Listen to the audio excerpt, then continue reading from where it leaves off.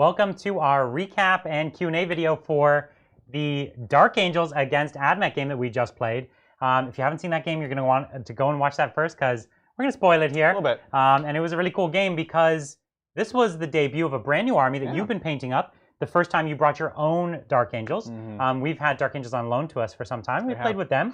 But you love them so much that you wanted to go ahead and paint them up. And this is the first time you played with them. And what would you say? How were they? They're pretty good and very fun, right? Yeah.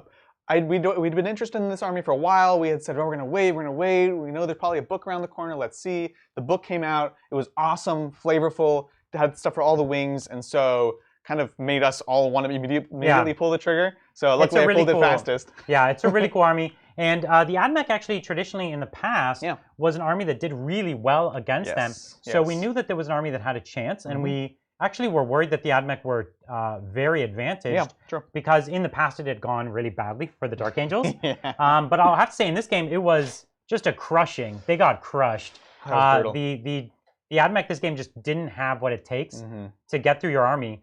Basically at no time was your army ever at risk. Your ability to hold, to kill me. And you didn't even really get to use all of your assets very much. No, and I still was just unable to break through. I mean, I didn't kill. Maybe I killed half your army. I don't even know, right? But the thing is, like, I was able to do my thing, and you were actually able to try to do your thing. Yeah, right? I got to shoot with everything every turn. Right. With all my buffs, with everything. It's not often that. And this is the most. I think it's not an exaggeration to say that the AdMech shooting that I had was basically the most lethal thing in the entire game. And your army didn't even flinch.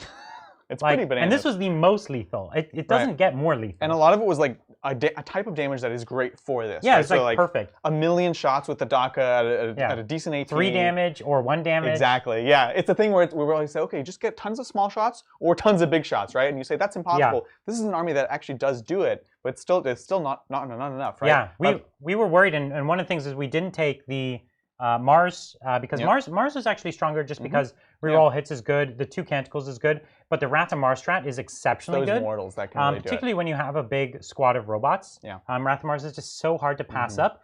As we saw when we rolled it, Wrath of Mars would have allowed me to wipe your squad in 2 turns. It took me 3 turns. Now the funny thing is, that would have made no difference whatsoever to the game at all. If I wiped that squad in 2 turns, I would have lost by the exact same score that I had lost by previously. And so we probably gave the AdMech a teeny bit too much credit in this case, because this army is very strong, particularly with things like Azrael, giving that 4-up invuln. It's great. That was big. And then the Apothecary was an absolute star. Lots of 6s rolled, lots of reses, lots of heals. I left so many models on 1 wound. Right. So you got to heal like 2 here, res. So the army was just so defensive. Yeah, absolutely. And I'm really glad that you brought that up because a big thing about it is just getting up there, really playing the objectives, right? This can be a very killing army, but the way to fight it is by not letting it do that, which you didn't, but what it's still doing is holding points, scoring. You did wipe them, but it was too late by that point, Oh, yeah, much too late. I was able to do my stuff. The Dark Angel secondary is, of course, an all-star once again. Stubborn Defiance, where you can basically plant something at the back. I still have the Infiltrators here as an alternative to the Terminators. I'll be honest, I haven't run into a matchup where I take just them instead because it is kind of risky.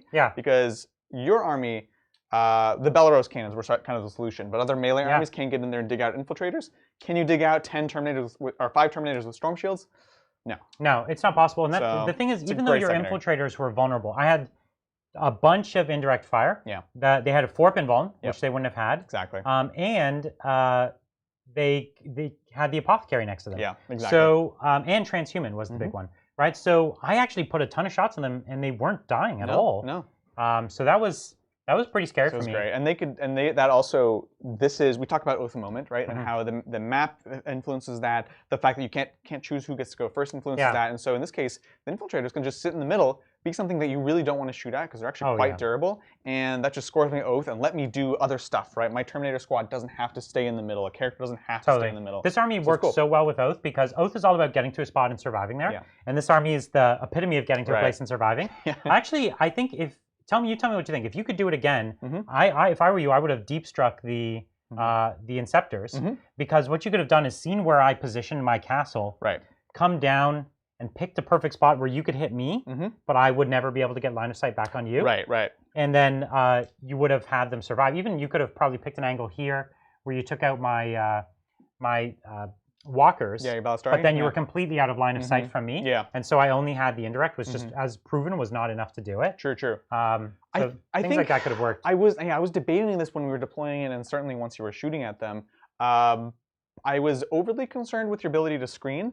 I guess it would have been to my advantage if you did choose to screen because I would have slingshot you up the board. Exactly, yeah. The one thing I will say though is they really do want their rerolls. Yeah. And so I'd be dropping down without that. I could maybe get at least within the rerolls of 1, which is the most important, right? You're not killing as much, but you're also making yourself much safer. Yeah. So I think you're right. Well, and the thing is, you could always Weapons of the Dark Age to go to 2 instead of 1. That's the cool thing, yeah. So, you can always choose to throttle that and still stay safe. So I think so. I'm just always nervous about it because that 18-inch range, like a player who knows what they're doing can screen it out. But in this case, the screen would have costed you probably more than it's worth. I agree with that. So yeah, it's interesting. Yeah, it's and if you had that asset for 1 or 2 more turns, it would have been lights out. Oh my gosh. Yeah, well, you did a great. That's the thing you did a great job is like removing them as soon I made as it possible. so that you couldn't use them. Yeah, essentially. I was like, I need to use these now. I had to trade an equal number of points or even more points for them. Right. But to me, that was a trade up. It was, actually. That's a unit that always trades up. Yeah. And I made them trade equal. Yeah. And so that was like a wash for me. But this is 2 times in a row I shot forward my Iron Striders to get a cheeky shot, and they did nothing. Yeah. Right? Like I did like 1-2 wounds, and actually last game I did like 1-2 wounds. That makes me really sad. So I'm gonna have to keep them backfield, not use their speed as much as I've been trying to. Yeah, exactly. Right. That was a lot of talk, but no MVPs, guys. Where are your MVPs? Oh, you're ready. Do you have an MVP? I have so many MVPs. Yeah. Would you give me one? Something from your army? Yeah. What's mine? The Apothecary was the most frustrating. Yeah. Apothecary. The Apothecary is very, very good. The Penitent of Remembrance was very, very good.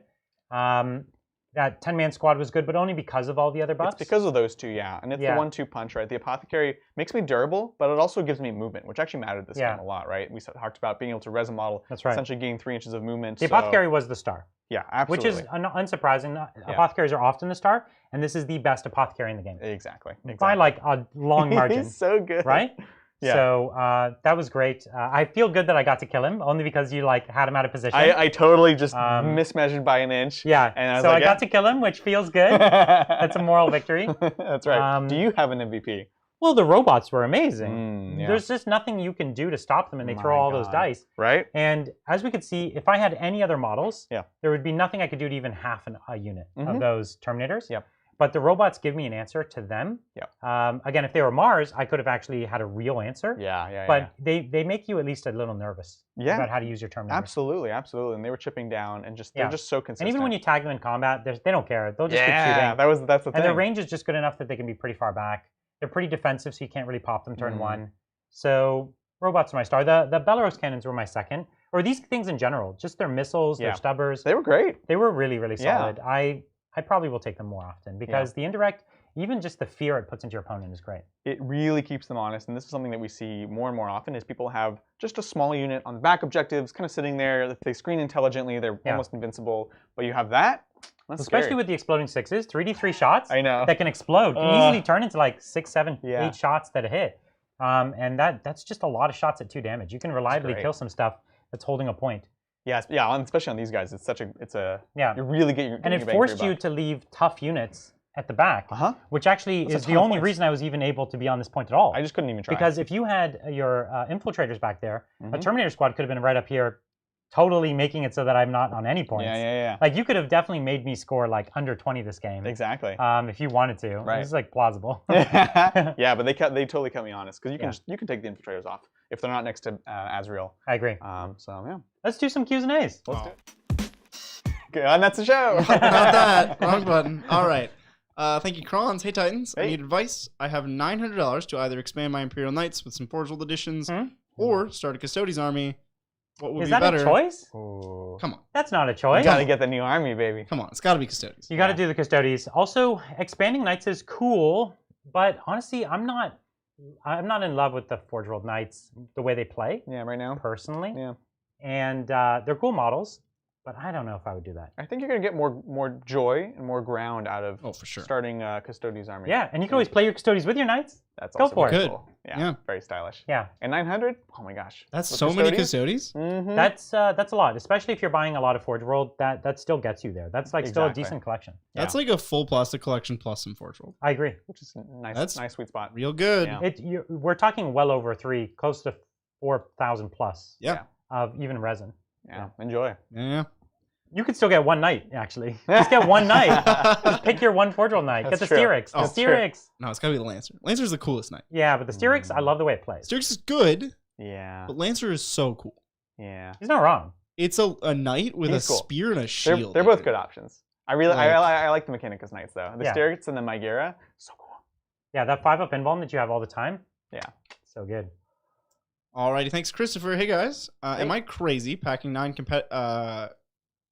comp vets? Are we talking about Tyrannic Not Vanguard vets. What other vets? Oh, comp vets. Combat? No, there's here. I don't know. Company veterans. 9 company veterans. Correct. With Storm Shield and Combi Meltas with 1 multi-melta and a Chief Apothecary into a drop pod. Yeah. I'm not on board with squishy Grav Devs. So I have this. I've done this with my Salamanders. Yeah. And they're always terrible because they're 1 billion points. Yeah. You give them like a melted gun, which isn't a multi-melta. Yeah. It's a melted gun. It's like short range. And you have to pay for their transport. In this case, you're taking drop pod. I usually take rhinos. And I'm even Salamander, so I'm +1ing to wound, and they still suck. Every time, don't they suck? They do. It's like 300 points for this unit of 10 or something. It's like, what did I do? Why did I take this? I hate to say it, but you know what I do like them for? So they have the bodyguard rule. Okay. Veterans do? But people want to kill them dead anyways, and there's nothing keeping them alive. Yeah, you out of line of sight. Can you just take them out of line of sight? So you're taking a cheap 5 bolter squad. You put the storm shields on them. Yeah, okay. Yeah. But you're not using them the way he wants to use. That's what I'm saying. That's what I said. I hate saying it, but that's the best use. Did he say which weapon he's putting on? Melta. Meltas. Combi Meltas with Storm Shields. It's overpriced right now? Yeah, it's just overpriced. Like, when you compare them to an Eradicator, it's just not reasonable, the price. Especially when the Eradicator is Gravis. I agree with that. It's T5, whatever. Yeah. And they're shorter range. You're paying for transports. It's not great. Yeah. Anyways, you do it because it's fun. I do it because it's fun. Yeah. But they almost always make me sad. That's fair. I always put them in my list. I'm like, I'm going to do it this time. Right. And then I'm like, oh, I'm somehow like 300 points short of what I need to do. It's like, oh, because I have this 300. It's like 400 points with the Rhino. It's like 400 plus drop points. pod. But they're so cool. 400 points with a drop pod. With a drop pod, it is. It's way too many points. But if you insist on using a drop pod, I know you say you don't want squishy Grav Devs, but like, they'll at least kill something. Yeah, and they're a little cheaper. Is he putting a Storm Shield in this unit to make them not as squishy as Grav Devs? He's taking them all with Storm Shields. You can do Storm Shield and gun. And you can do any two. Yeah. It's like not bad. That's cute. But now it's like a 400 point unit. Yeah. True. I mean, but if you're going to go for it. And the problem is when they come down, they don't get their rerolls most of the time because they're off on their own. Interesting. Yeah, I don't know. Think about it. Did he say they're salamanders? Yeah. Yeah. Okay, I mean, it's fine. Oh, no, he didn't say that. Like if they're Ultramarines, you could give them rerolls way off on their own or Sons something. of Gilliman. Yeah. Anyways, it's hard to make them work, but they're cool. And it's only because you've been hurt before. I've been hurt. Yeah. You've been hurt. I think you used them too. I used yours, yeah. And I wrecked them in one turn before you even shot with them. I know. I was just thinking about that. I wasn't going to mention it. Like, I got my flamey veterans. Yeah, and then you're like, they're here. And I'm like, they're all dead. Yeah. And it was just to mortal wounds, wasn't it? It was really sad. I was the same thing. I was excited to use them. And then they just died. Yeah. I think they're cursed here on the channel. They are, yeah. All right, thanks, Grand Taker. Can you use a strat like 10,000 Heroes to give another named character their built-in Warlord trait? Yes. Want to run Trajan and Valerian with their traits? Yeah, you can actually. You do this. Space Marine players often do this as well to buy an extra Warlord trait for an actual named character, and they just get their trait, which is great. Yeah. So I've done that with Trajan as well. So it's cool. All right, thanks, Omniscience Sphinx. If you had to choose between one Spaceman army and one Chaos army, what would it be? And each army has to be a different playstyle from the other. So we get to pick one Chaos and one Space Marine. Oh. I think there's so many good choices here. Oh. I'll pick my two. So I'm going to go Imperium for my combat, and I'm going to go Chaos for my shooting, I think. Okay. Interesting choice. I know you could flip it, which is kind of what I'm building now. But you could also do Psychic in there somewhere.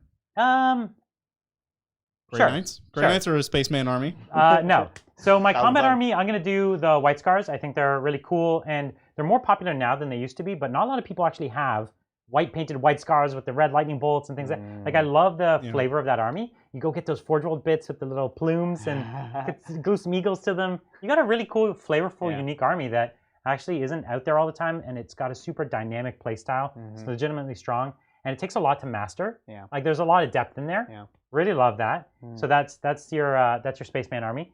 And then for chaos, so I love the Death Guard and Thousand Suns the most. They have the most personality, a lot of unique units. So I would start there. I did start there. And out of the two of those, I would say Thousand Suns. Okay. Just because I don't own them, and that's the one I want. So. That's funny. Okay, so you didn't quite give the exact answer I would give. Because playstyle, I really like the White Scars. Like, as much as I love my fists aesthetically and lore-wise, playstyle, I think the White Scars are the most interesting. And then for Chaos, I would go with Death Guard. Yeah, I definitely know you would. Of course. And then I love Chaos of all kinds, but this is going to let me play the most different kinds. They have lots of unique models. I'm betting right now that Thousand Suns are going to be so cool. Yeah. Right now, Death Guard are way cooler. Yeah. Right? But it's going to take you time to paint this. So who knows until maybe you'll finish the day the codex releases. It'll be this magical thing. And you realize you painted all the wrong models. Yeah. Oh, of course. Naturally. All right, thanks. Nicholas, love Tuesday's game. Really enjoying seeing Tau Crisis and Commanders do the work. And glad they put up a bit of a fight. They did. Felt like a close game all the way to the end. It really was. Yeah. I'm glad you picked up on that. It actually was. One of the things that can happen with the Tau is that you're shooting, and then eventually in your shooting phase you realize, I'm like out of assets.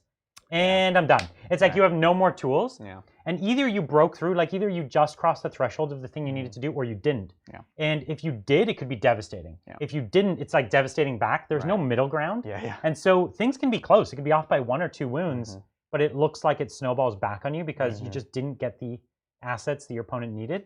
Like you didn't take them down. And that's exactly what happened in that game. I was putting the pressure on, and just a few times I didn't go over the edge.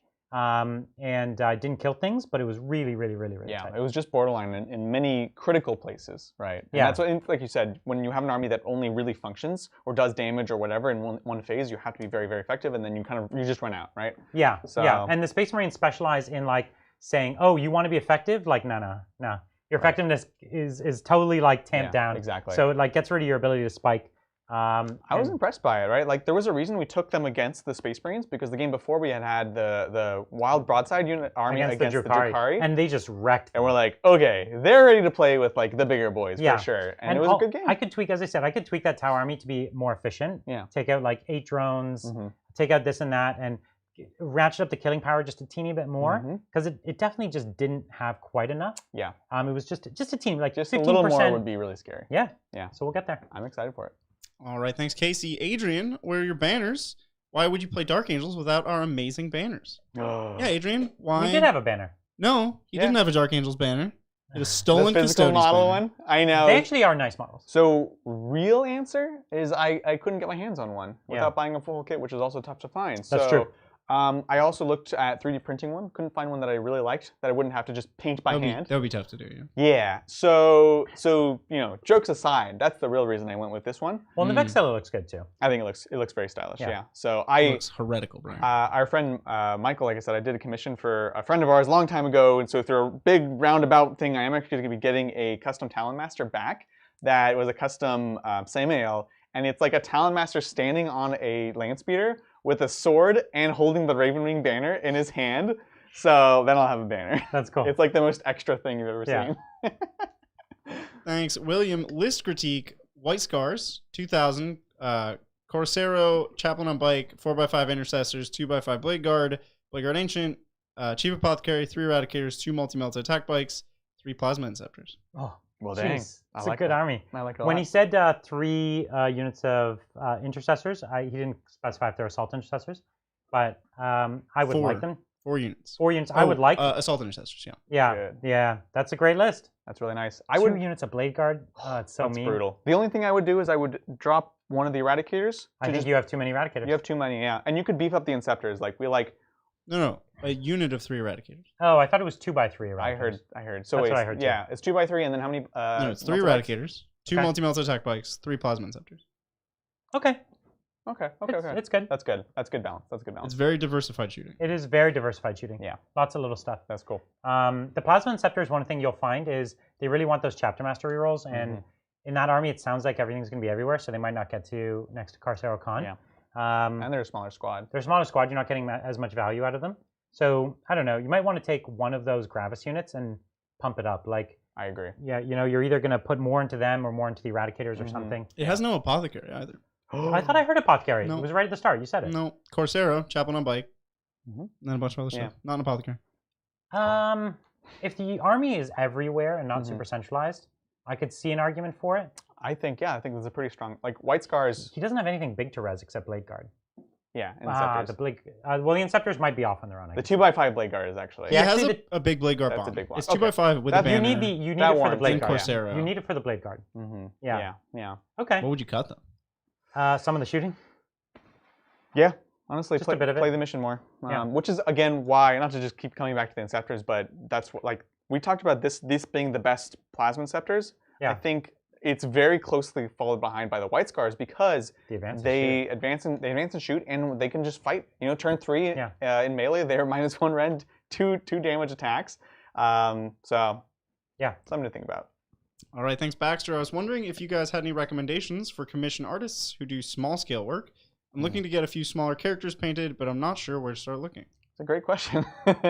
It's tough. I don't. Everyone I know personally is very booked up. Yeah. I have to like work and negotiate to find a slot with someone. Yeah, it's really tough. I wish I had a good answer. There's obviously all the big companies like, you know, Frontline and things like that. Yeah. I like doing it through individuals. Yeah. That's always been my way. But I work really hard to find these people. It's tough. There's actually a lot of people in our community that are great. I've been actually recently doing a lot of commissions through this community through the Discord. So get onto our Discord. There's lots of great painters there. That's a good point. Yeah, sometimes, I don't know, if it's like just 1 or 2 small things, sometimes you could reach out to somebody who's just like a good painter, but not even a commission painter. Yes. And be like, hey, it's only 2 models. Would you like do it for me? Exactly. And sometimes they'll be like, oh, okay, it's like 2 models. You make it happen. Yeah. That's the gateway drug to commission painting right there. It is. Yeah. You're selling their soul like down the They just don't know. Yeah, but so, I totally agree. Go check the hobby channel, find someone great, and be like, "Hey, yo, what's up? You want to paint these for me?" All right, thanks, Nevin. Our team in Dayton, Ohio, is doing tournament prep for upcoming events. Nice. We do well regionally. Best tips on practicing to look past your own meta. Ooh, that's tough. You just got to get out to events. Well, normally, practicing is tough. Yeah. Here's one that like everybody runs into. Sure. If you play in a small group, your group might not have every faction. Yeah. And if you go to a big event and you don't know a faction, you're like guaranteed by fates to run into that faction and lose to it. Yeah. So like you have to learn just every faction. Yeah, you got to proxy it. Yeah. And you can go online and you can watch battle reports of that faction and see how it's supposed to be played. Yeah. And then just proxy it and fight against it. Yeah. Paper cutouts. It's not going to show you the best player piloting that list. Correct. But you'll get a sense of like what matters. Know the rules. Yeah. It'll walk you through being like, oh, like sisters can do this, or this is what matters. Necrons can do that. Totally. That's a big point. Yeah, it's weird. One of the events I prepped the most for was one of my worst events of all time, which was London. Because remember they were like set deployments. Oh yeah, very weird unique layouts. So I was like, this is so weird. I'm gonna like really try to like practice it. Did not work out, but it was interesting like putting yourself in a mindset of like trying a different format, trying against different types of lists, right? Yeah. Because that was the other thing, was like you always know there's a big LOS in the middle. I was playing Mortarian, so it's like how can you build around that? So interesting to I don't practice at all for events. Normally I don't. That was the only one. But that's because I typically will stay with the same faction for a long time. So I know my matchups really well. It's like, hey, I've done like 300 tournament games with this army. Right. So I've been here, done it, and I know the matchups. So just if you know your army really well and you can kind of you've played many matchups, then you know that's good. If you're changing your army all the time, like Adrian always does, changes his army like every 5 minutes. He changes it like on the flight, on the way. Yeah. He's just like all the armies, you know. But yeah, he changes faction. It's a lot harder, right? Yeah, for sure. Yeah. All right, thanks, Commander Farsight. What if in the fight phase, Tau can choose to shoot instead, hitting on 5s, Also get a strat to shoot first in the fight phase. Supersedes fight first, fight last. Hitting on 5s is cool because actually you're not going to get that many shots through. That's cool. And a lot of your overcharge weapons, like you're still threatening yourself. You know what I mean? I think it sounds totally rad. Other than the last part. The last part was silly. The fighting first over shooting before anything happens, like your whole army shoots before they fight. No. If it's a strat, like an interrupt, and you're still hitting on 5s, not the end of the world. That's fine. Yeah. But the idea that your whole army shoots before combat every turn?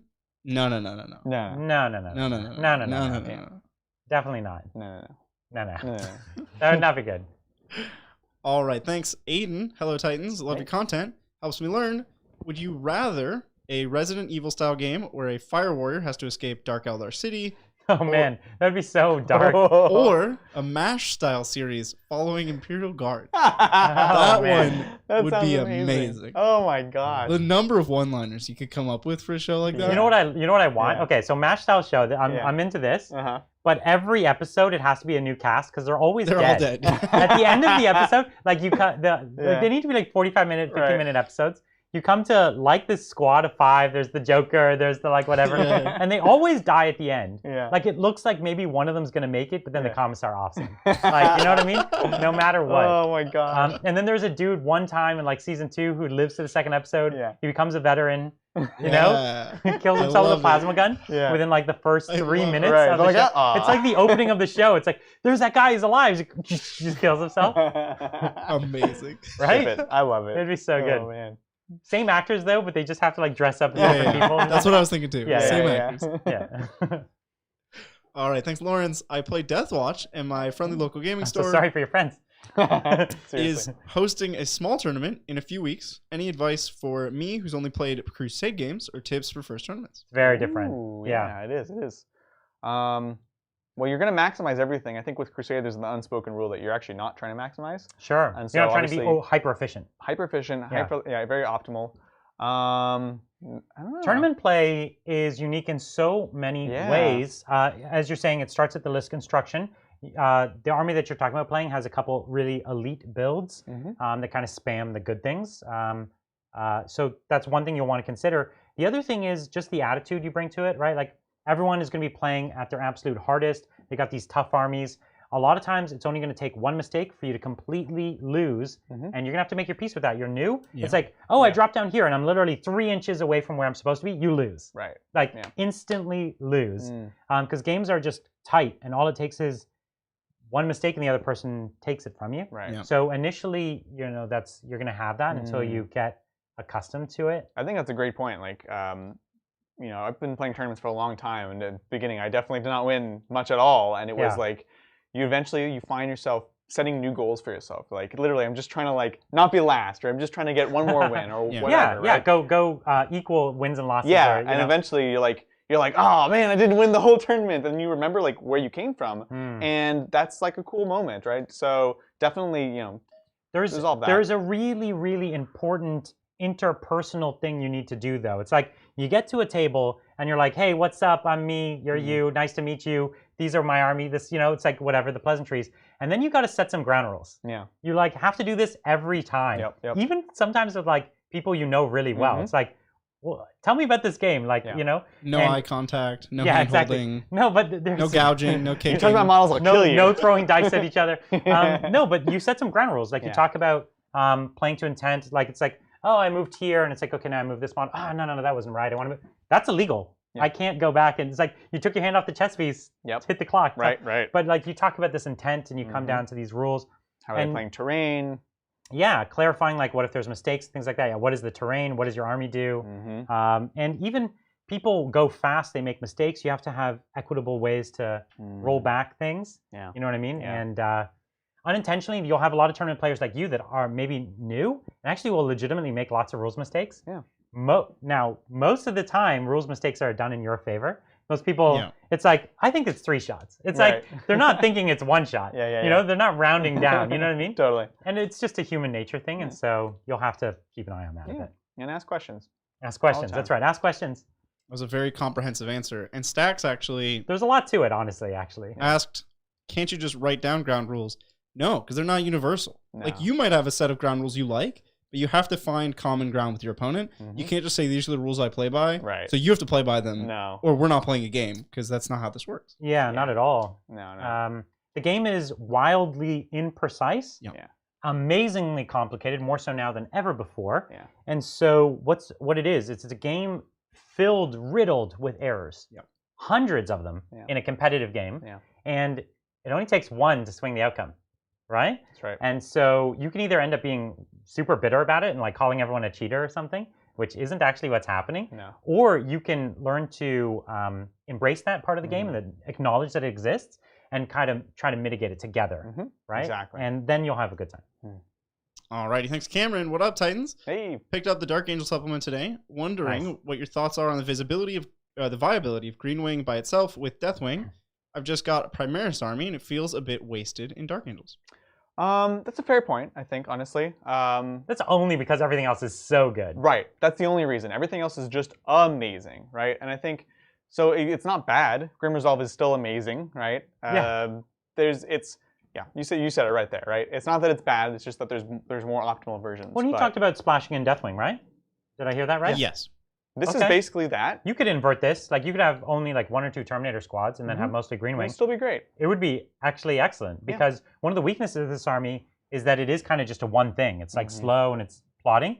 Whereas if you had a bunch of things that like you were putting more backfield threat on me and you still had that big blob there, it might have even been stronger in this match. Yeah, no, like I said, and that's why I always want to make a point about even talking about why do I take infiltrators, because I actually feel pretty strongly about why these very Green Wing style units are great, you know. So and even like things like vehicles that are getting the Grim Resolve +1 to hit or whatever, I think it could be great. Yeah, so. I agree. Green Wing is still better than Imperial Fist. So rules wise. Oh, Brian, don't go there. Don't punch your mollies down. All right, thanks, Big Smalls. So a question. Are you not using the Dark Angel strat to not disclose a secondary until it scores because of streaming concerns? Yeah. Because you don't like it? No, I think it's, well, yes. Both. It's mostly kind of both. It's kind of both. Mostly the first. What was the secondary you would keep secret? In this game? No, in any game. In any game? Any game ever. What is the secondary that there's a value in keeping it secret? So it's very specific games where there's a couple interesting choices that don't get immediately revealed. You're talking like an assassinate. While We Stand is an interesting one. But only Well, you don't reveal that till the very end, right? Yeah. So like, you only would if it's hold on not to it all the way to the end. But what other secondary are you not scoring until the very end? Here's the problem. If they haven't scored the mysterious objective by like turn 3, you're like, it's probably While We Stand. Well, no, I will actually know it right away because I'll tell you this. Yeah. Like at any given point, there's almost only ever 3 you will pick. Right. Yeah. Okay. Yeah. So I noticed you didn't take While We Stand when it was a decent choice, and I noticed that you took nothing else in that category. I know you took While We Stand. You cannot fool me. I know. Yeah. And if you're like, tricked ya, I took like, some terrible thing. Yeah, the thing where I have to do an action in your backfield, like you lose. So you can't. There's not a big enough field. I will guess it right like 99% of the time. Yeah, exactly. I thought about being cute and using it in this game to show you guys, but it was like not very good, and then kind of a headache for stream. But we could totally do it. I would just tell Bridger. We could do it. You on guys stream. would see it. Yeah. Brian wouldn't know. Ooh. I'm not saying we would never do it. I would instantly guess it though. Like, yeah. Unless you pick something deliberately bad, but almost all the deliberately bad ones you're gonna have to reveal anyways. Yeah, of course. So it's like, who cares? Yeah. It's a fun trick. It's a cool idea. Yeah. All right, thanks, DPZ. Would love to know where this terrain came from, and if we can purchase as well. Love the content. Keep it up. The terrain. This was MicroArts. MicroArts Studios. Yes. Yeah. Very good memory, Brent. Lots of mixing and matching of different pieces. This isn't all MicroArts. Some of it is the official Tau. A bunch of this, the scatter, was hand molded. Really? Yeah. Built his own molds. Wow. And molded them with his own resin from his favorite store called Tap Plastics. What? It's a local place where you buy a bunch of resin. Yeah. Shout out to our terrain maker, Zach Pfeiffer. Yeah. So he molded these things. So we made a lot of the scatter there too, and so it's a mix match of stuff, and then all just painted to have a coherent theme.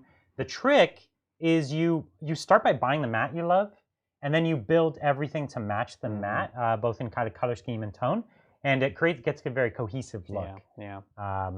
And now 9th edition makes it so much easier because this stuff meant it was all meaningless terrain. In 8th edition, it was a horrible way to play Warhammer, but now it's cool. It's so cool. Yeah. All right, thanks, Melbius. Hey, Titans. Hey. Thank you for reigniting my hobby mojo. After seeing the new Be'lakor mini, I really want to take my demons for a spin. Me too. I would like to try this list: 2 Lords of Change, a Changeling, 3x10 Horrors, 5 Flamers, 3 Screamers, 1 Keeper of Secrets, 3x10 Demonettes, 6 Fiends, 1 Exalted Seeker, and 120 points to play with. That sounds awesome. It sounds cool, man. That's a great list. We've played lists very similar to that and had a great time. Yeah, very cool, very fun. Demons are just awesome, man. We love them. They're one of the channel. We have to try to not play them too often because we both have several demon armies. And we will have more. Like if they end up bringing great rules out, we will collect everything. Yeah, demons because we love demons. Especially with the advent of Be'lakor, it's like he's the grandpappy of undivided demons, which is something we've always kind of had to like bring one type or another. Or maybe we'll mix sometimes, but it's like good excuse to get some whatever we don't have, which isn't much. Because I'm building the world. What's that? Are there any demons we don't have? We don't have a lot of corn. Yeah, we don't have a real good full corn army. We have some corn, but we not can enough. field the 2K, but it's like a lot of bloodthirsters and like 30 hounds. It's not the army we'd want. Yeah. It'd be a lot of bloodthirsters. Yeah. But corn is the one, and I'm definitely going to do a corn up this year because I'm doing the world eaters and I want to splash them together, and so that'll be really exciting. Yeah. Cool. Thank you, Colin. You guys are worth another 5. So his first super chat, I don't know where it went. YouTube doesn't have it. Discord doesn't have it. We have no record of it. So I was talking to Colin about it. Well, thanks, Colin. Sorry I got lost in the warp there. Yeah. I mean, I don't know. Thoughts on creations of Bile CSM army? Which CSM Legion is best right now? Ooh. Bile's really cool. It's neat. We haven't played it, like, we did a few games. We did like twice? Yeah, I think twice. One was at the very end of 8th, I think. It's only 1 in 9th, maybe? Yeah, maybe. So we liked what we saw. We just haven't tried them again. Honestly, what I'm probably going to want to do, because I really like Terminators with them, is once I finish my Emperor's Children Terminators, I'll also use some of them for Bile, because I'm really interested in trying that, and that's a mismatch that's like totally fine as far as paint schemes. So very interested. Need to play them more to really know. Best Legion in 9th edition? Emperor's Children for me. Emperor's Children is probably they're the best. They're good. Yeah. I don't think anyone is close to being better than them, really. No. They're the best. All right. Yeah. And Slanesh is like even just like the strongest demon and subfaction too. Yeah. So like even thematically, if you wanted to splash demons, it's all real good. Yeah. Their strats are there. Their shooting units are good. Yeah. I put everything. Yeah. I put like Alpha Legion and Iron Warriors. Definitely not even close. Not even close. Yeah. But they're like up there, right? They're definitely not Black Legion level. Right. Not Black Legion. Yeah, Black Legion's not good. And Iron Warriors. They're down there too. What? Iron Warriors? No. I just said how they're good. No, you said Alpha Legion and Iron Warriors. Yeah. Where does he go? Where do you go? Night Lords. Night Lords, I wish they were good. They're not good. Word bearers aren't that amazing either. World Eaters, they're pretty bad. World Eaters are binary. They're like either your opponent has an answer to them or they don't. And so you don't get a ton of play though. That's the way I see it. Yeah, that's fair. All right, thanks, Kaldorf. Time for some revenge for those meanie robots. Such great matches this week. You got your revenge. Revenge! So good for my first game with Dark Angels. Wait, that's every week. And Love and Adrian's custom Dark Angels. Thank you, Titans. Thank you. Yeah, a lot of nice conversions in here. Thank you, thank you. That's the thing you can do when an army is just like all Terminators. Well, that's the thing, and we've talked about like they're like the most gothic army other than Sisters. So I was like, let's do this. Let's convert them up, Yeah, it's a great army. They're knights. Really cool faction. Yeah. Thanks, Grotworks. Yo, Adrian. Yo. Why do you think you were so good with the Quins but suffer using Ravenwing? There's no punchline here. This is a legitimate question. That's a fair question. Because the Harlequins can function in more than one phase, and the Ravenwing are so fragile when they reach melee, and they don't have as many tools to not get stuck in that position, right? So, well, they're not similar armies. No, I don't think so. They actually have almost nothing in common. They're fast. You know what? One thing. I actually would claim that Ravenwing's not that fast. They're not as fast as Harlequins, but they're fast. They have a base movement that's good. They don't advance and charge. They're not, right? They're like, I understand they get some... But Brian, they can move 50 inches. They can move 50 inches. Cool. They can double move. And then do nothing. I think that, no, to me, that's the truth, is like they're faster than they need to be because of the rest of their like arsenal, the rest of their support, you know? Yeah. They're a rocket with no weapons. Yeah. Oh, but they have weapons. I don't know. Well, the thing is, they don't want to get that close. It's like they're an army that can go kind of fast, and then it's like, oh no, I went too fast. Yeah. It's like, I'm too close, you know?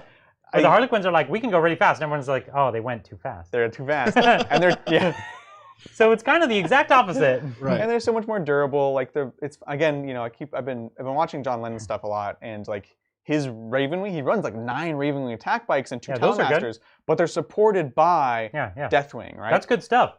That's good. Yeah, it's hard to taking it's the hard juicy to run the bits. Taking the juicy bits, but that's just like abusing datasheets. Like here's a broken datasheet, I'll spam it. But it's not that the Ravenwing army's good. It says there's just busted datasheets. Yeah. Like the attack bikes. Wait, are we saying Ravenwing are bad? Is that what we're saying right now? Oh, we're saying that's because that's we're certainly saying they're not as good as Harlequins at that role. Yeah. And we're saying that it's a very different army, and that being good at one does not make you anywhere near as good at the other. No? Yeah. All right. Cool. Good answer. Good talk. Thanks, Miko. Hey guys, love the board and the terrain.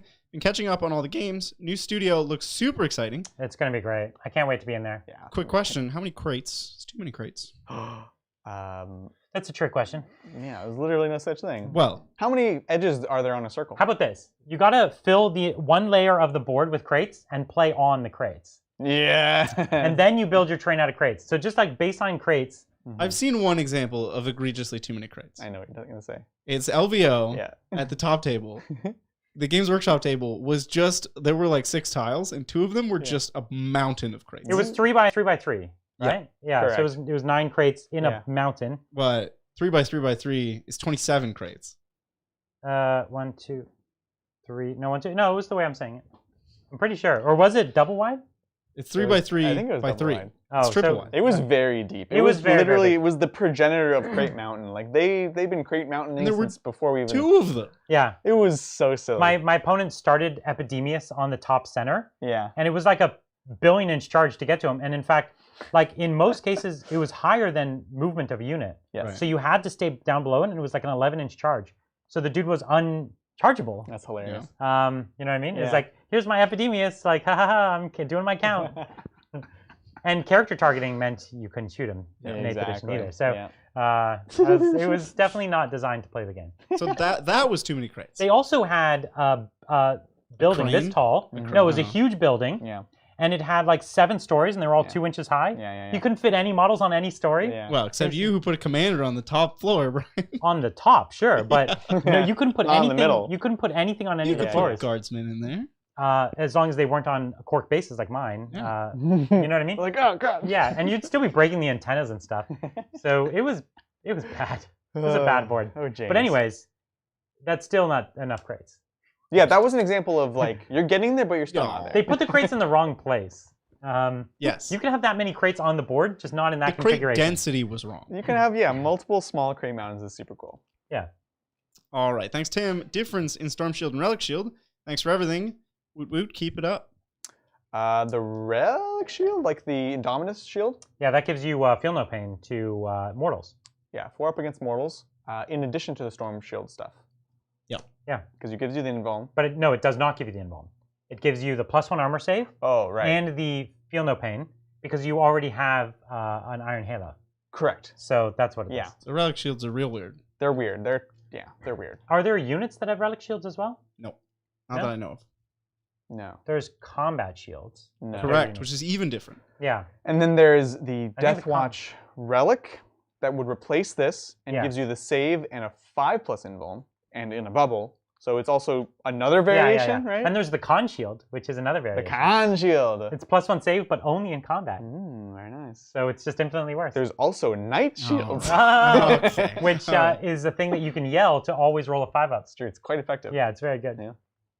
Thank you, Not So Average Joe. Hey, Titans. I'm working on my Blood Angel army, and I think the Vanguard vets with dual claws look pretty mean compared to the standard Death Company Marines. What are your thoughts? I think it's cool.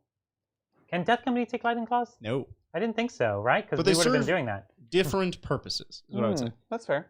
They're both shredders. Well, let's hear it.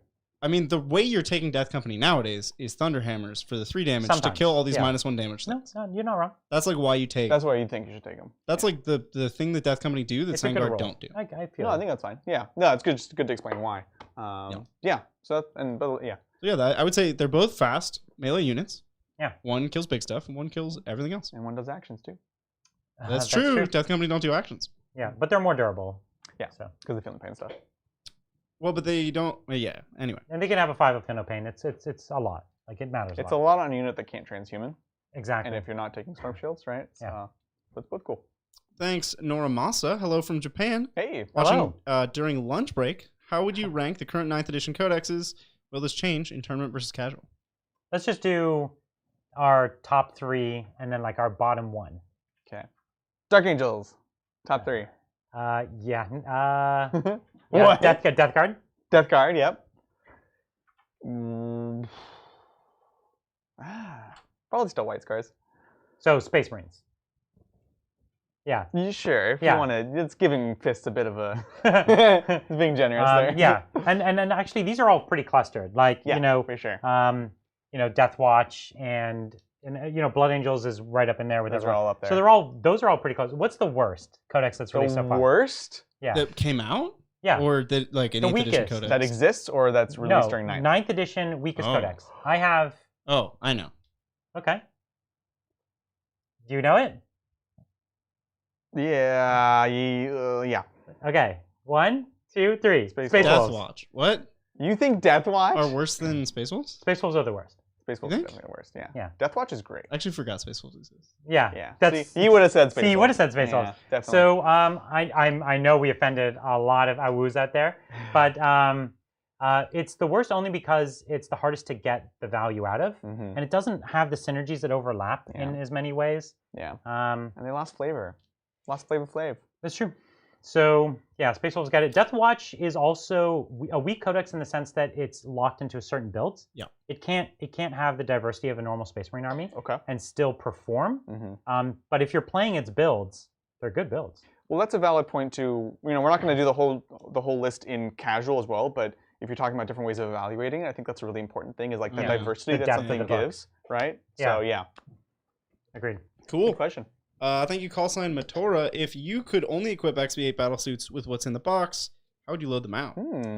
With what's in the box. That's 2 tests. You got to know what's in the box. You only get like 2 of each per suit, or not even. It's the one of each. No, it's not per suit. Yeah. It's 1 of each per suit. So if I had to, I'll take 2 weapons on the suit.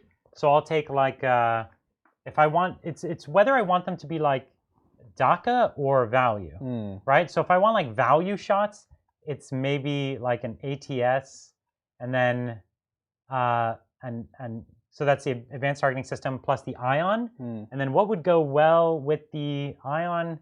Maybe something cheap like a burst cannon, because now you're giving it at least better than Flamer. It's better than Flamer because they're at the same range. They're both 18 inches. This is the logic, and they both want the extra AP. The missile pod would probably be good too. So let's say Ion and Missile Pod could go together with ATS. Don't forget, you can lump all your good guns onto one guy and then have a crap guy that you take as wounds. That's not crazy, but yeah, it's a little crazy. Yeah.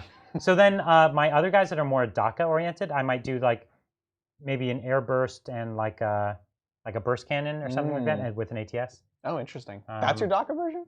Yeah, it's the most DACA. Not like a missile and an ion with an ATS? That's what I just said. Well, that's my quality. Is that version. really cheaper? Missile and ion. It's way cheaper. Really? Weird. The one I just described. Is 20 points cheaper per model. The ion, the ATS, and the ion missile? and ATS is 20 points more than the one I just said. Yeah. So I have the high value shots. Yeah. And I have the volume of shots. Gotcha. Cool. Cheap plus volume, high quality. All right, we got there. Sounds good. I got you. Yeah. We have an answer. Thank you, Miko. If you're Ultramarines or if you have tactical withdrawal, does this make Oath of Moment not worth taking? Would you ever build a lineup around FB plus shoot and charge? Fallback. Yeah. Shoot and charge. Yeah, that's a very valid point. This is why White Scars have to be very careful with it, right? I don't think it matters. I get 15 points even with falling back. But yeah. That's true. Because you're not falling back every turn. You're falling back for like 2 turns of the game, and you still get your 15 points. You'll as long as you have vehicles to kill. If you don't, vehicles or characters or monsters. Sure. If you just kill 2 characters, in 2 different turns, you offset your 2 fallbacks. Yeah. That's true. I think most of the time. I think it's generally fine. What is the worst case here? You get 13 points? Exactly. Like, this is a ridiculous. That's what we're saying. You just always take it. I know. And you get 13 points just for like existing as Space Marines, basically. So like, it's still worth it to take even with your chapter that's going to fall back. You're not wrong. Yeah. And just because you can fall back doesn't mean you will. Like sometimes they're in here with you, you're not in there with them. It's true. So it's like you can stay there and still fight. Like, so I've got Blade Guard, whatever. I'm staying. Yeah, definitely don't get locked into that. Yeah. All right, thanks, Lewis. On the topic of printing, I'm working on my 100% printed guard army from Maker's Cult. Oh, cool. I've got 120 guardsmen, and I'm souping in armigers. Which should I choose? Moirax. I've got 3. How many more? What should you choose? Moirax? What? Which should I choose? Moirax, question mark. Yeah, take the Moirax. That's cool. Do you know why I take Moirax? Why? Because the dude's already taking a super unique army. Yeah. And the Moirax is the rare version. Yeah, so keep your rare theme going. People got to be like, what's that? Right. And you're like, fancy you asked. I like that. That's a good point. You know what I mean? I totally agree. If you're trying to be a guard hipster here, let's do it all the way. I like it. That's a lot of work. Kudos. Oh my goodness. It's a lot of work. Yeah. Printing that much stuff. And then painting that much. Printing stuff. Yeah. Well, yeah. You got to do that either way. Card's always a Whether you print it or buy it, that's a lot. But the Moirax, and I wouldn't do, like you said, you're taking 3 or whatever. Don't take more than that. Yeah. Their guard already have shooty, so I wouldn't overdo it. Yeah. Thanks, Tim. Tim just says in all caps, shout out to Neon Cat. Who, let me see if he's even still here. What up, Neon Cat? Neon Cat! Is he still here? One of our mods. No, he's gone. He's not even here. Well, no. Well, somebody send him this timestamp. What's up, Neon Cat? Yeah. What's up? Actually, if you're a good mod, you're going to watch the whole thing. I'm just kidding. Yeah, someone just send him the start of the video. It's mandatory that all of our mods watch all of our content. We will be checking. Please that's how that works. Send us. Bridger's going to send you the fast-forwarded version of him building the computer. You have to watch it all. There will be a quiz at the end. Yeah, there will be a quiz. That's how you become a mod. All right, thanks, Double. Hey, guys, coming back to 40K after a long hiatus, thinking of starting Blood Angels as my first army. Was considering if Blade Guard Vet with Sandguard and JPs / shoulder / bolter. Jump packs. Jump packs. The guy is probably from Canada. Jean-Pierre. Sorry, got caught up on the... So, Blade Guard with Sandguard, jump packs, shoulder. I don't know what shoulder is. And bolter. Okay. Cool. Sounds great. Listen, yes. Yeah, honestly. That's good stuff. Like, Blade Guard are good. Yeah. Sandguard are good. Yeah. Whatever you're going to put a jump pack on, I don't know what you're talking about, but it's good. All the things with jump packs are good. Yeah, exactly. So I'm into this. It's super cool. And the Blade Guard are cool because they can fulfill a different role than the Sandguard in that army. We talk about how we really like Sanguinary Guard. We almost always take them over the Blade Guard. But the truth is the Blade Guard, they're different. They can hunker down on a point and just tank like a beast. They're so tough. The Blood Angels don't want to put their Sandguard on the point. No. Because then someone's going to kill their Sandguard. Yeah. They're going to be real sad. With bullet magnets. Yeah. The Sandguard are there to hit only when they have to. But you put the Blade Guard out so that they have to put something suitably strong into them. Yeah. And now they've put their hammer, and now you crush their hammer with yours. Precisely. So you definitely need a bit of both. Yeah, that's cool. Oh. What did you figure out? Second super chat explains it. Thanks again, Double. Would it be clear enough for a tournament? Could also use Sandguard arms, but I'm not I understand. sure. He's making his own Sandguard out of Blade Guard with jump packs. Yes. Well, Blade Guard are also good in the game. Have you considered? Magnetize it. And then sometimes use them as Blade Guard. I mean, yeah, that's what I would do. We got there. Okay. Well, I made my custom out of Custodes. Yeah. And as long as, they're clearly unique, I think it's fine. I think it's becoming more and more common and acceptable for people to do that. I think it's a great thing that everyone's kind of agreeing on. You want all your Blade Guard with swords anyways. Yeah. So it's great. It's super cool. And there's nothing to confuse it with. There's other Primaris jump pack, winged jump pack. I thought those were Primaris. Inceptors with swords. What? No, you're fine. Yeah, no, I think it's fine. Very cool. Oh, don't give GW the idea. Post in the hobby chat when you make a conversion. I would love to see that. Somebody did send me their Sigvald Dante. Yeah? Yeah. Oh, and it actually after the show. They direct messaged me, so I showed it to you. It's actually pretty rad. That's cool. And he showed it right next to the real Dante. And the real Dante's like his body language is so sad. He's just looking at Sigvald, that guy's so magnificent. He's like, rah, rah. Yeah. So oh man. It's the real Dante looks really sad by comparison. He looks like he's tripping and about to drop his axe. He does. Yeah. It's not good. Brian, that used to be what they called a dynamic pose. Yeah. He's dynamic, yeah. It's moments before his death. Falling with style. Thanks, Nathan. Go Dark Angels for the lion. You did it. Dangles. Thanks, Noah. Wow, Dark Angels are scary. Any tips for facing them as Tau, as well as facing as Knights? Thanks. Can't wait to see the new studio. Okay. Thank you. I'll give you a real answer and then the truth kind of. Tau will always lose against an army like this. Sorry to say, you only have the one you can shoot, and it's like your shooting's supposed to be really good, and then it just isn't against this army. You don't have enough AP, you don't have enough damage. You'll never, ever, ever win against this army played well. But the tricks you do have that are okay are things like reroll all wounds. So if you have a mega squad, right, like 10 crisis suits, something preposterous, and you put reroll all wounds, that'll get through your 4-ups. And if they have something like Ion and it's D3, that can get through the -1 even. So your army doesn't have a great way to hit that unit back. So that unit can just be kind of doing its thing every turn. And very few people stand up to 10 crisis rerolling all wounds. And for like a couple CP, you have it count as 5 marker lights. Yeah. Right? And you turn them into the veterans or whatever. So they're hitting on 2s, rerolling 1s, wounding on 4s, rerolling everything, or wounding on 2s, rerolling 1s. Like, nobody survives that. And I don't know. I would love someone to do the math on how many of your Terminators die to 10 crisis with 2 CIDs. I don't know if you want to see that math. It would be, I think it would be more than half the squad. I think it would be very mean. Right, but then what? Then you lose, but you lose in style. You know what I'm saying? You've got your 1,000-point crisis unit. I mean, you know. You have your one trick, and it looks cool. Yeah. And it doesn't kill half of one unit. I like if you let me tailor in a way like that, where it's like, cool, I'm not scared to take a 1,000-point crisis unit. Right. I bet you I could give you a run for your money. Yeah. The tough thing is like, how do you it would be in the horrible. rest of the matchups as well? It would be horrible in every other match. Right. Because people would be like, oh, is that your 1,000-point unit? It's dead. You'd be like, it's like Sangard. Touch. Yeah. It's like, now they're dead. And then what would you do against Knights?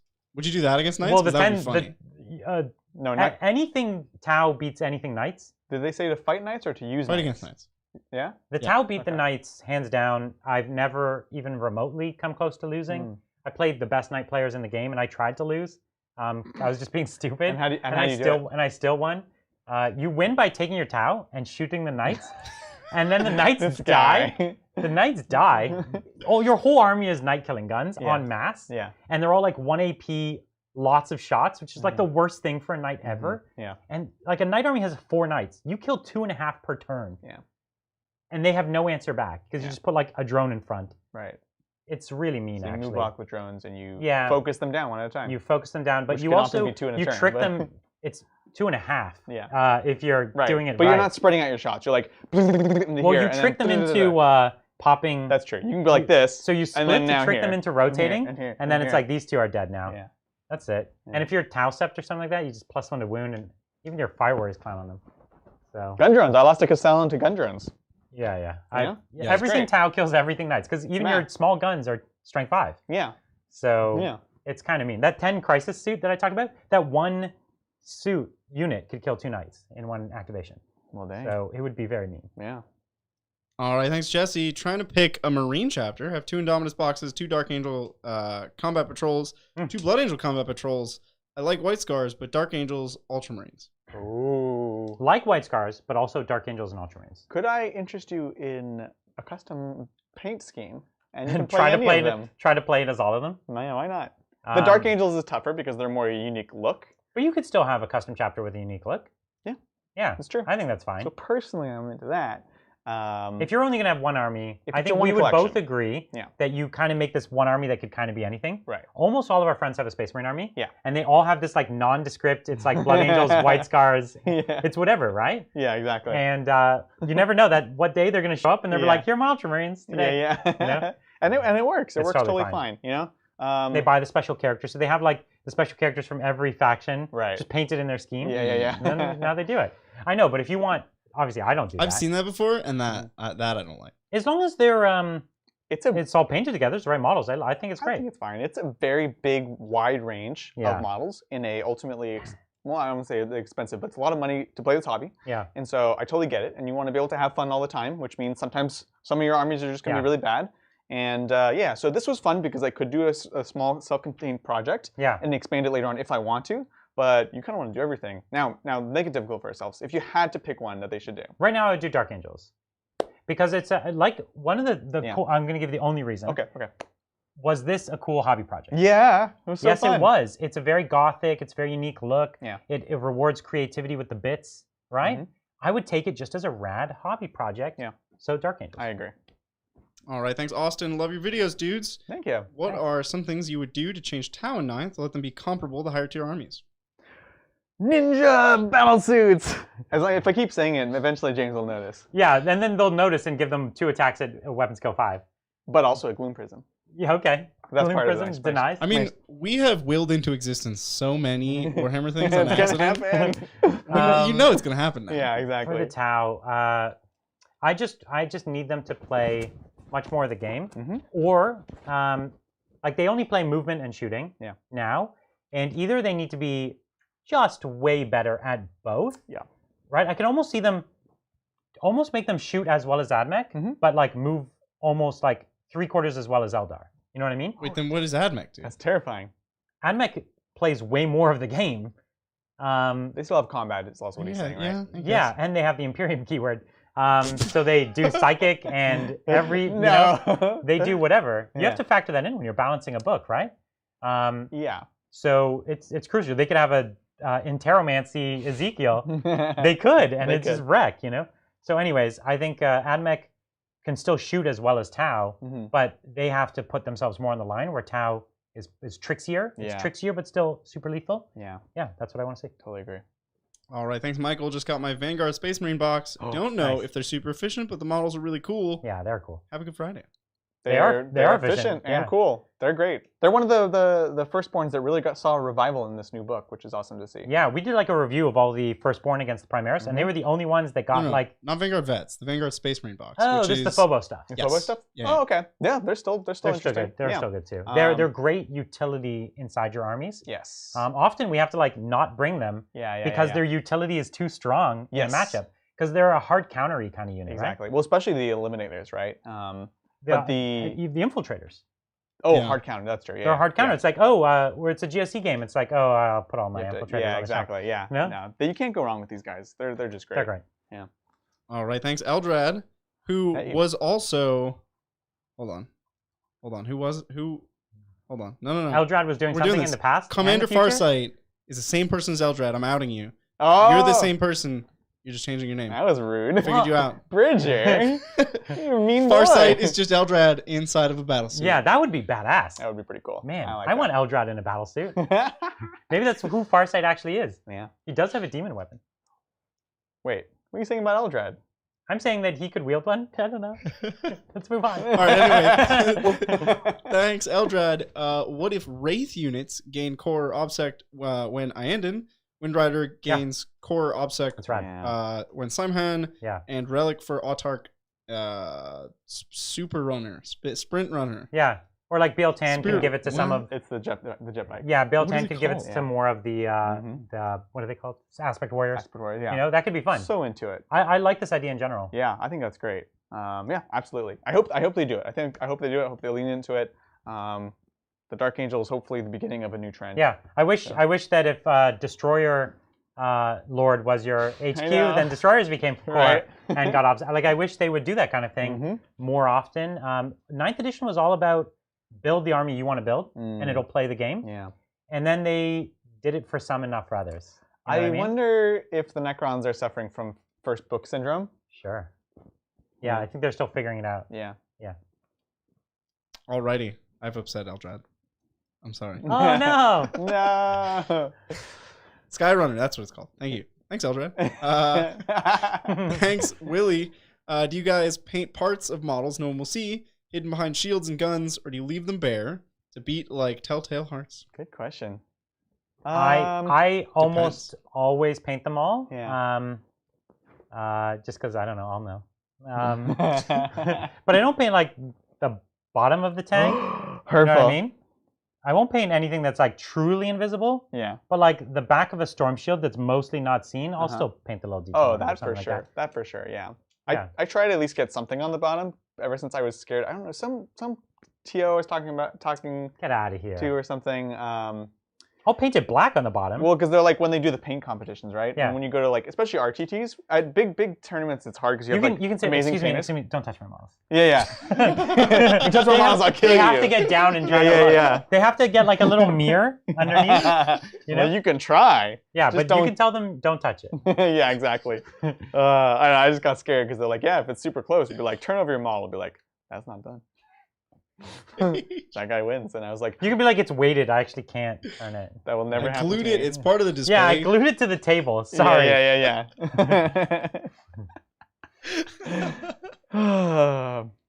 All right, last one of the night. Thanks, Casey. Picked up a secondhand Shadow Sword from 1995. Whoa. Spawns and weapons are in a rough shape. Any good sources for vintage bits? Is this okay? This can't. Was this Armor Cast? 1995. 1995, maybe. This sounds like it might be Armor Cast. That's so cool. Because were they actually making the official? Like, was GW making the official Baneblade variant then? I don't know. Oh, I'd love to. The plastic kit. You gotta Google this thing for me. Google this 1995 Shadow Sword. Yes. As far as getting bits, I don't know. I would just 3D print them, probably. That's what I was gonna say. Yeah. You can definitely find people that are 3D printing old vintage bits. 1995 Forge World. Oh, okay, so after Armor Cast. So it's like wow, the Armor Cast thing looks awful. It's like that yellow resin. So bad. Everything about it looks bad. Oh no. No, but the 1995 one looks great. Yeah. The 1990 Armor Cast thing. Yeah.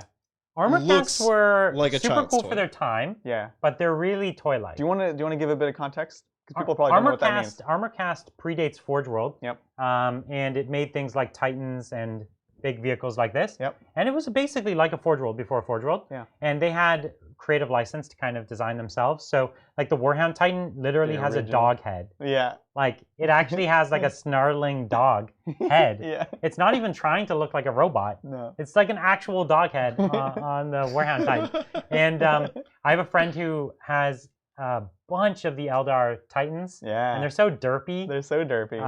And they're just chunky because they couldn't do like thin pieces. Yeah. And, they look like children's toys. They do look like kids' toys. They do look like dollar store kind of plastic toys. Yeah.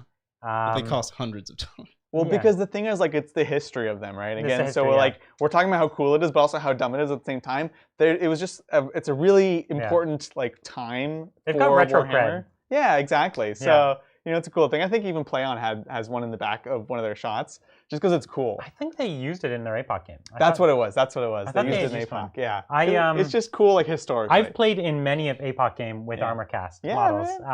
Not mine, but the other person's. Yeah. I remember that derpy Eldar one. Yeah. There was this huge apartment building, and my whole Eldar army was in it. Yeah. And it exploded, and it doesn't have a base, so you measure from every part of it. Yeah. So it hit like the top floor was huge. It like hit every single floor. As it should be. And I was just like, oh no, what have I done? Because I didn't think about it. Didn't have a base. Yeah. It just blows out all the windows. I just wrecked my whole army. I was like, hi, I killed your Titan. And he was like, oh no. Oh, it exploded. And I was like, oh geez. What have I done? That's amazing. So it got its revenge on me. All right, we have one more. He snuck in. But after this, no more. Not doing this again. No more. Thank you, 8th edition Knight Castellan. Wonder if you can guess who that is. Well, we hate you already. Too soon. Yeah, it's still too soon. Can you guess who that is? I'll bet you can't. It's Eldrad. It's Eldrad. It's Eldrad. He's back.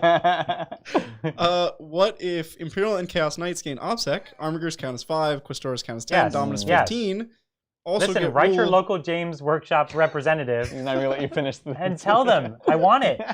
It's true. The ogres have a similar rule in Sigmar. The giants obviously have a rule in Sigmar. And it's a good rule. And it works. It works. Lets you play the game. Was there more to the question? Kind of, but like, I don't know. It was funny for you to cut me off. Go for it. Also, get ruled a double OBSEC until your next command phase. Cool. Oh, that'd be cool. Yeah. That's another interesting way to like let them throttle it, but maybe if they're worried about being too powerful, maybe make the extra OBSEC limited or only for a certain time. That's 5, cool. 10, 15. 15 models doubling to 30 is like a lot. But at that point, the truth is, a knight that's already on the point as 15 is the same as 30. Like, it's already got it. Right. You're not taking it back.